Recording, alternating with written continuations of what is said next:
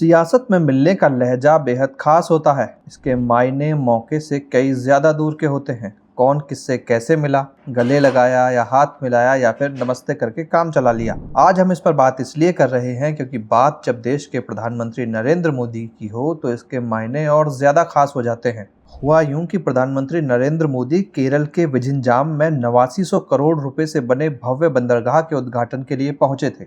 मंच पर प्रधानमंत्री आते इससे पहले प्रदेश के मुख्यमंत्री पिनराई विजयन, कांग्रेस सांसद शशि थरूर और कई आला नेता मौजूद थे। मोदी जी जैसे ही मंच पर आए, सभी नेता उनके स्वागत के लिए खड़े हो गए। आगे बढ़ते हुए प्रधानमंत्री ने सभी नेताओं का अभिवादन स्वीकार किया, लेकिन कांग्रेस सांसद शशि थरूर ने उनके लिए हाथ आगे बढ़ा दिया और दोनों ने हाथ मिलाया। बस फिर क्या, शुरू हो गई सियासी गलियों में उनकी मित्रता की चर्चा।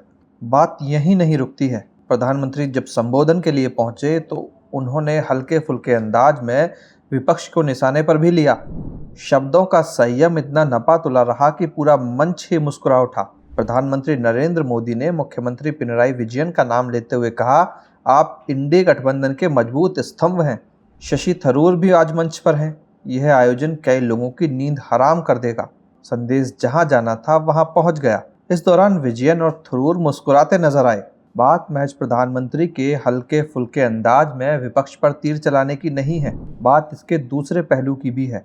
पीएम मोदी के पंच पर शशि थरूर की मुस्कान ने सियासी गलियारों में कई तरह की चर्चाओं को हवा दे दी है, क्योंकि पिछले कुछ समय में गांधी परिवार और शशि थरूर के बीच अनबन की खबरें वैसे भी तेज हैं।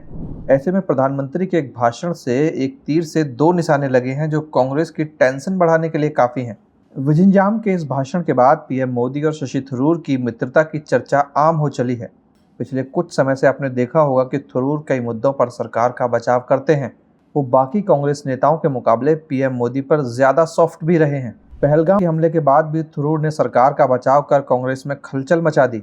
उन्होंने खुफिया तंत्र पर सवाल उठा रहे लोगों से कहा कि कोई भी इंटेलिजेंस सिस्टम 100% फुल प्रूफ नहीं होता। इजराइल भी हमले झेल चुका है।